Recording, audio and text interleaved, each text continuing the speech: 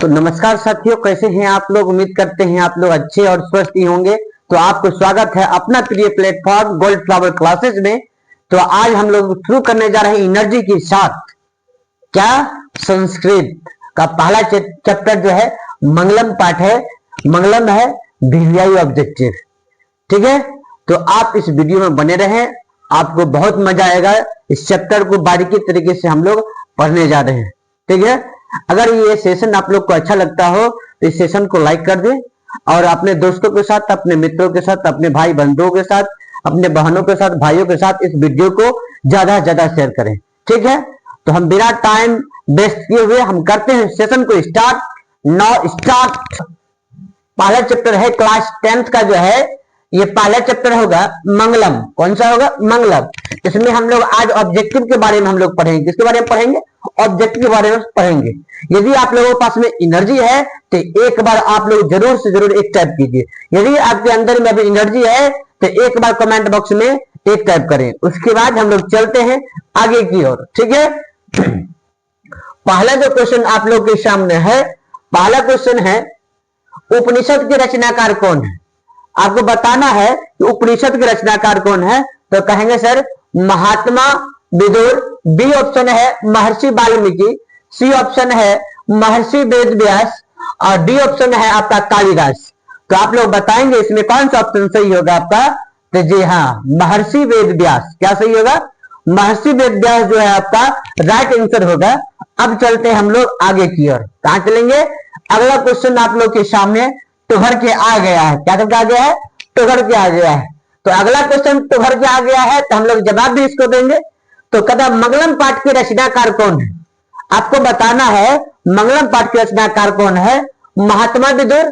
B में है आपका महर्षि वाल्मीकि। सी में है महर्षि वेद व्यास। डी में है आपका कालिदास। तो बताइए साथियों इसका आंसर सही क्या होगा? जी हाँ, तो कहेंगे सर इसका जो ऑप्शन सही हो जाएगा महर्षि वेद व्यास होगा। क्या होगा? महर्षि वेद व्यास होगा। ठीक है, तो चलते हम लोग अगला क्वेश्चन तो घाटते हुए हम लोग अगला क्वेश्चन चलेंगे। अगला क्वेश्चन जो आपका है तीसरा क्वेश्चन। तीसरा क्वेश्चन है मंगलम पाठ में कितने मंत्र संकलित हैं। इसमें बताना है आपको कितने मंत्र जो है इसमें संकलित है मंगलम पाठ में। कहेंगे सर 10 होगा। बी में है आपका 8। सी में है आपका 5। डी में आपका 7। इसका ऑप्शन सही हो जाएगा इसमें। तो कहेंगे इसका सर सही ऑप्शन जो होगा आपका 5 होगा। मंगलम पाठ में कुल 5 मंत्र हैं। कितने मंत्र हैं मंगलम पाठ में? कुल 5 मंत्र हैं। अब हम लोग चलते हैं आगे की ओर। चौथा क्वेश्चन आप लोग के सामने खुलकर आ गया है। अणु से अणु से छोटा कौन हो? अणु से भी छोटा कौन है? बताइए क्या है अणु से छोटा? अणु से छोटा आकाश होगा या आत्मा होगा या परमात्मा होगा या संसार होगा? अणुओं से भी छोटा बताइए, सबसे छोटा बताइए आप लोग भी। ये सब मिलकर पढ़ेंगे हम लोग। चलिए बताइए तो कौन सा होगा इसमें। तो कहेंगे सर अणुओं से भी छोटा जो होता है आत्मा होता है। कौन होता है? आत्मा। आत्मा को बस में किया नहीं जा सकता है। आत्मा को बस में किया जा सकता है? कहेंगे नहीं सर, आत्मा को कभी भी बस में नहीं कर सकते हैं। तो चलते हम लोग अगला क्वेश्चन की ओर। आप लोग के सामने 5वां क्वेश्चन आ गया है। किसकी जय होती है? किसकी जय होती है? बताइए। सत्य की जय होती है या असत्य की जय होती है? क्रोध की जय होती है कि मोह की जय होती है? किसका जय होगा? कहेंगे सर इसमें जय किसका होना चाहिए? आप ही लोग बताइए जय किसका होना चाहिए। तो कहेंगे सर जय जो होगा सर सत्य का होता है। यानी जय जयकार जो है सर सत्य का होता है। असत्य का कभी भी नहीं होता है, क्रोध का भी नहीं होता है और आपका जो है मोह का भी नहीं होता है। मोह माया में पढ़ना नहीं है आप लोगों को। ठीक है, मोह माया में कभी भी पढ़ना नहीं है। क्रोध भी नहीं करना चाहिए और असत्य तो होना ही नहीं चाहिए। तो क्या होना चाहिए सर? तो कहेंगे सर आपका सही आंसर यही होगा सत्य। क्या सही होगा? सत्य जो इसका राइट आंसर होगा। तो चलते हम लोग अगले क्वेश्चन की ओर। धीरे धीरे कदमों से हम लोग अब पहुंच चुके हैं छठा क्वेश्चन पर। ठीक है, क्या है छठा क्वेश्चन? कह रहा है बहती नदियां कहाँ मिलती है? बताइए बहती हुई नदियां कहाँ मिलती है? सरोवर में मिलती है, नदी में मिलती है, समुद्र में मिलती है या तालाब में मिलती है?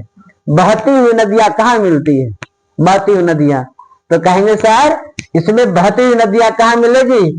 तो कहेंगे बहती हुई नदियां समुद्र में मिल जाती है। कहाँ मिल जाती है? समुद्र में मिल जाती है। और अब कैसे मिल जाती है? वो अपना नाम भी छोड़ देती है, अपना रूप में भी छोड़ देती है, और कहाँ मिल जाती है? वो समुद्र में मिल जाती है। ठीक है, इसीलिए आप लोग भी क्या करें? सब मोह माया को त्याग करके आप पढ़ाई में लीन हो जाएं। कहाँ लीन हो जाएं? अपने पढ़ाई के साथ मिल जाए समुद्र नदियों की तरह। जिस प्रकार नदी और विद्वान लोग जो होते हैं अपना नाम रूप को छोड़ करके उसमें मिल जाते हैं, समुद्रों में मिल जाते हैं, उसी प्रकार हम लोगों को भी क्या करना चाहिए? पढ़ाई के ऊपर, शिक्षा के ऊपर जो है उसमें हमको क्या हो जाना चाहिए? समुद्र नदियों की तरह लीन हो जाना चाहिए। क्या अच्छी बात है कि नहीं है?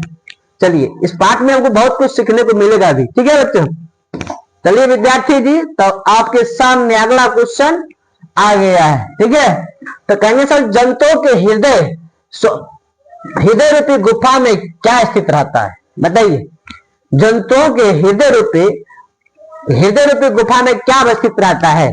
कहेंगे सर तत्व रहता है, या शरीर रहता है, या देवता रहता है, या राक्षस रहता है? जंतुओं के हृदय रूपी गुफा में जो है अवस्थित जो रहता है वो रहता है आपका देवता। कौन रहते हैं? देवता जो होते हैं उसके अंदर अवस्थित रहते हैं। अब हम लोग चलेंगे आगे की ओर। 8वां क्वेश्चन विद्यार्थी जी के सामने ब्रह्मा को प्राप्त करने के लिए, ब्रह्मा को प्राप्त के विषय में बताया गया है। कहता ब्रह्मा को प्राप्त करने के विषय में बताया गया है। तो ब्रह्मा के विषय में किसे बताया गया है? तो कहेंगे सर कठोपनिषद में बताया गया है, या ईशावास्य उपनिषद में बताया गया। सॉरी इधर आजा चेला, इधर आजा। ईशावास्य उपनिषद में बताया गया है, श्वेतास्त्र उपनिषद में बताया गया है, या मुंडकोपनिषद में बताया गया है? तो इसमें से ऑप्शन आपका जो सही हो जाएगा, ऑप्शन आपका 4 जो सही हो जाएगा। ऑप्शन नंबर डी जो है आपका सही हो जाएगा। क्या? अब हम लोग चलते हैं नेक्स्ट क्वेश्चन की ओर। आपका 9वां क्वेश्चन आ जाएगा, देवलोक का बाढ़ किससे प्राप्त होता है? कहेंगे सत्य से, या असत्य से, क्रोध से, मोह से? तो सत्य से ही देवलोक का रास्ता मिलेगा। इसीलिए सत्य से हम लोगों को पढ़ाई करना चाहिए। कोई भी काम जो है हम लोगों को सत्य से ही करना चाहिए, निष्ठा पूर्वक करना चाहिए। ठीक है, तो चलते हम लोग आप लोगों के बीच नेक्स्ट क्वेश्चन की ओर। आपका है सत्यम से क्या प्राप्त होता है? पृथ्वी लोक, नरक लोक, देवलोक और कोई नहीं? बताइए, सत्यम में तो सत्य से क्या मिलता है, हमें क्या प्राप्त होता है? पृथ्वी लोक तो ऐसे भी प्राप्त हो जाएगा, चाहे सत्य करे अथवा ना करे। ठीक है, पृथ्वी पर रहने वाला सभी लोग सत्य थोड़ी हो जाता है। कहेंगे सर सत्यम से, सत्य से हमें देवलोक की रास्ता मिलता है, हमें देवलोक प्राप्त होता है। क्या प्राप्त होता है दोस्तों? देवलोक प्राप्त होता है। क्या विद्यार्थी जी मजा आ रहा है? मजा तो आएगा। अभी क्या हुआ, आगे मजा आएगा। क्या पढ़ने में मजा आएगा? तब तो पढ़ने का मतलब आएगा ना। चलिए 11 नंबर क्वेश्चन आप लोगों के सामने है। मृत्यु को वश में कौन कर लेते हैं? मृत्यु को जो है बस में कौन कर लेते हैं? ऑप्शन नंबर ए में है आपका मूर्ख, बी में है अज्ञानी, सी में है विद्वान, डी में है कोई नहीं। तो हम कहेंगे सर इसका ऑप्शन जो होगा, मृत्यु को बस में विद्वान जो है बस में कर लेता है। विद्वान जो है मृत्यु क्या कर लेता है? बस में कर लेता है। तो चलेंगे विद्यार्थी जी आप लोग के सामने नेक्स्ट क्वेश्चन खुल गया है। सेम पोला पोला खुल जाओ क्वेश्चन। खुला हुआ क्वेश्चन आप लोग के सामने, किसकी विजय होती है? आप लोगों कई बार क्वेश्चन रिपीट किया है, किसकी विजय होती है? सबको पता है सर, सत्य है, असत्य है, क्रोध है, कोई नहीं है। क्रोध से कुछ नहीं होने वाला है, किसी का विजय क्रोध से नहीं हुआ आज तक, ना ही होगा, और सत्य से भी किसी का विजय नहीं होता है। तो कहेंगे सर ऑप्शन नंबर आपका जो होगा ए नंबर सर सही होगा। ए फॉर आउट कभी हमारे हवेली पर। ठीक है, अब चलेंगे हम लोग नेक्स्ट क्वेश्चन। 13 नंबर क्वेश्चन है, उपनिषद में किसका महिमा का वर्णन किया गया है? तो कहेंगे सर सो विषय, या पर पुरुष, देव पुरुष, परम पुरुष। तो क्या क्वेश्चन सही होगा? इसका सही आंसर जो सही होगा ऑप्शन नंबर डी जो है आपका राइट आंसर होगा। D for Devsena, D for Devsena. ठीक है, क्वेश्चन नंबर 14, उपनिषदों की संख्या कितनी है? उपनिषद की संख्या कितनी है? कहेंगे सर 109 है, 108 है, 105 है और 111 है। तो कहेंगे उपनिषद की संख्या जो सर है वो 105 है। कितना सही है? 105 जो है उपनिषद की संख्या 105 होगा। अब हम लोग चलेंगे 15 क्वेश्चन नंबर। 15 क्वेश्चन नंबर में आत्मा के गूढ़ रहस्य की किसमें व्याख्या की गई है? ऑप्शन ए में है कठोपनिषद, बी में है ईशावास्य उपनिषद, डी में है श्वेताश्वर उपनिषद और मुंडकोपनिषद। तो आपका क्वेश्चन इसमें सही हो जाएगा ए फॉर आओ कभी क्या हवेली पर आ जाना, हवेली पर क्या कहता है? थुकता हो तेरी हवेली को, सूरत को, सॉरी क्या कहता है? थुकता हो तेरे सूरत को ना।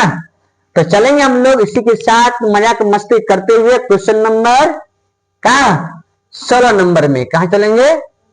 16 हो गया था ना। अब चलेंगे हम लोग 17 नंबर में। 16 नहीं हुआ? परमात्मा की महिमा का वर्णन किसमें किया गया है?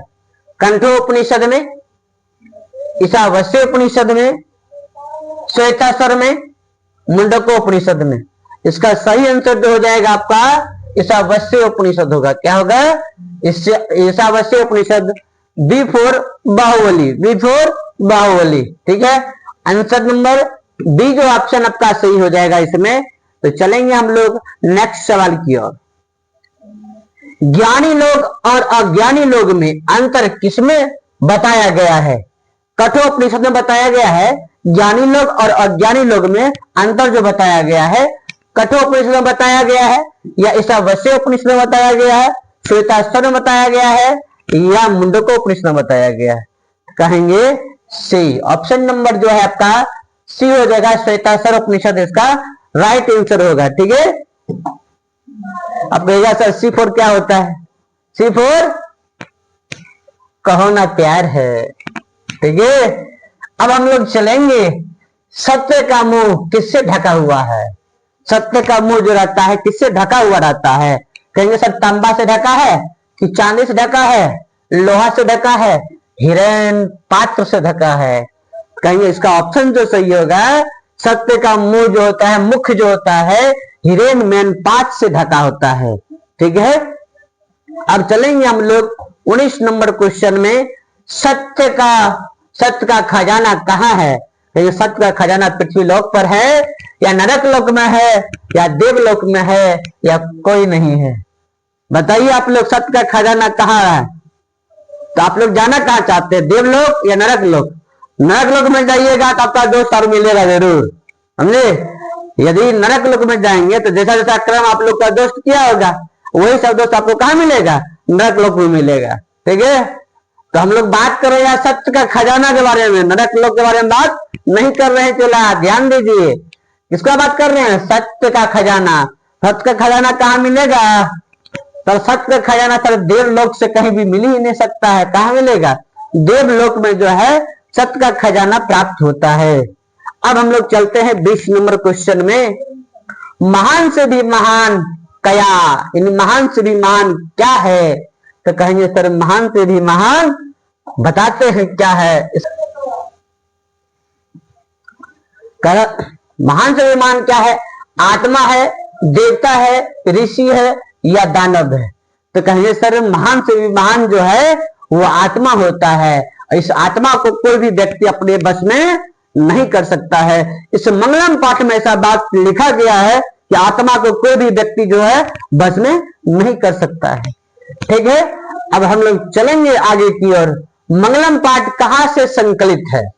मंगलम पाठ कहाँ से संकलित है? कहेंगे वेद से, पुराण से, उपनिषद से, वेदांत से। बताएंगे आप लोग कहाँ से संकलित है क्या? तो कहेंगे सर मंगलम पाठ जो संकलित है आपका उपनिषद से।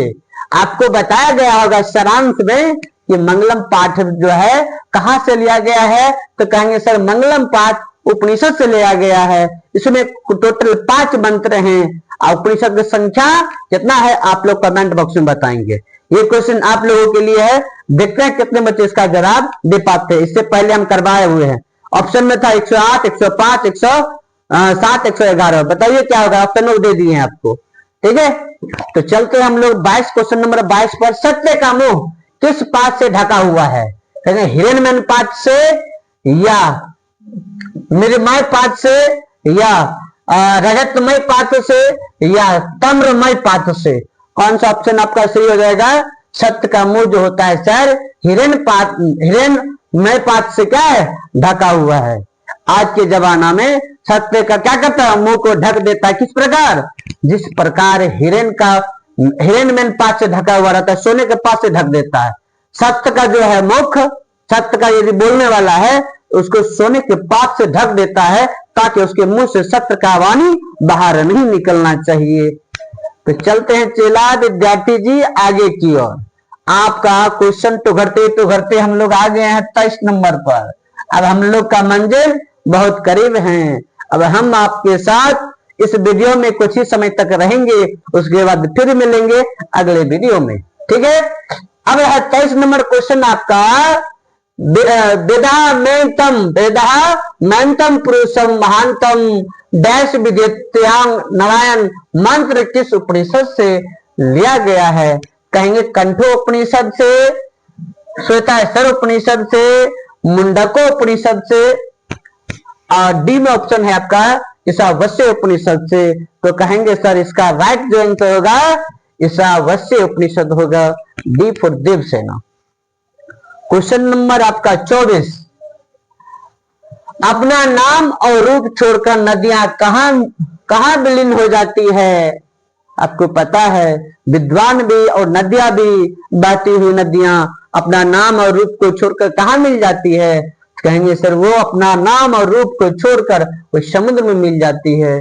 इसी प्रकार से हम लोगों के भी जीवन में ऐसा भावना होना चाहिए, यदि कोई कार्य करते हैं तो अपने नाम को छोड़ देना है, अपने रूप को छोड़ देना है, संलयन हो जाना है। किसमें? उस कार्य में। उसी को कहते हैं अपना नाम और रूप को छोड़कर नदियां कहां मिल जाती है? समुद्र में।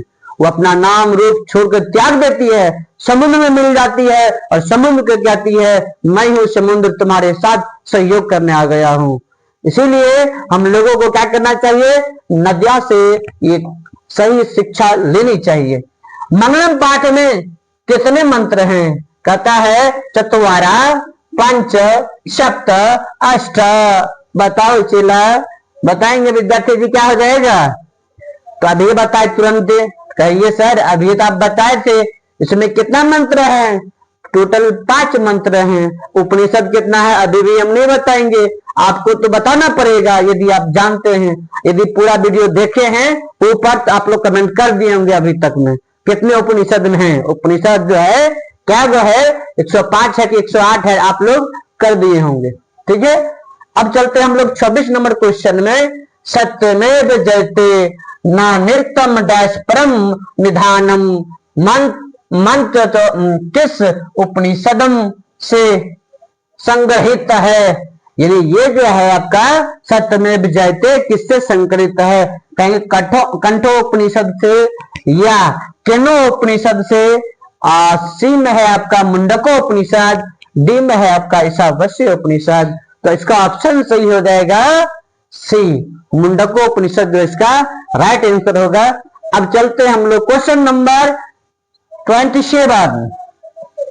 अरो अरियान महतो डैश महिमानता मंत्र किस उपनिषद से संग्रहित है? मुंडको उपनिषद से, या कठो उपनिषद से, श्वेताश्वर उपनिषद से, या ईशावास्य उपनिषद से? अब बताएंगे इसमें से कौन सा होगा? तो कहेंगे बी फोर बाहुबली, आपका कंठो उपनिषद हो जाएगा। क्या हो जाएगा? कंठो उपनिषद। ठीक है, अब चलेंगे हम लोग आगे की ओर। क्वेश्चन नंबर चला है ना धरफरागा करना होगा तब या चाह रहे 28 का 27 28 होगा ना। सूक्ष्म 28 है आपका। सूक्ष्म से भी सूक्ष्मतर क्या है? आत्मा है, या बीज है, बालू के कण है कोई नहीं है। बालू का कण कौन बता सकते हैं, बताइए तो। कहेंगे सर सबसे छोटा जो है आपका आत्मा है। मन की गति इतना तेज है जितना कि प्रकाश गति का तेज नहीं है, उतना गति किसका तेज है, मन की गति का तेज है। ठीक है, यदि आपको कहा जाए फिजिक्स के हट के बारे में जवाब दीजिए, सबसे तेज गति किसका है, कहेंगे सर मन का गति सबसे तेज है। ठीक है, तो चलते हम लोग आगे की ओर। क्वेश्चन नंबर 29, यह संपूर्ण संसार किसके द्वारा अनुशासित है, आत्मा, परमात्मा, साहित्य या कोई नहीं। तो आप क्या कहेंगे इसमें, ये संपूर्ण संसार किसके द्वारा अनुशासित है, कहेंगे आत्मा के द्वारा। किसके द्वारा, आत्मा के द्वारा। अब जो है आपका क्वेश्चन 30 नंबर जो है, किसकी विजय नहीं होती है, सत्य की और सत्य की, धर्म की या सत्य और असत्य दोनों की, किसकी विजय नहीं होती है बताइए तो कहेंगे सर जो जीत नहीं होगी, विजय नहीं होगी, वो आपका क्या हो जाएगा, ऑप्शन नंबर बी सही होगा। ठीक है, विजय, असत्य की कभी भी विजय नहीं होती है। ठीक है, तो विद्यार्थी जी इसके बाद जो है आपका शॉर्ट क्वेश्चन है, इसके बाद आप हमको दीजिए अलविदा। मैं लेता हूं अलविदा। जय हिंद, फिर मिलते हैं अगले सेशन में, तब तक जय हिंद, जय भारत।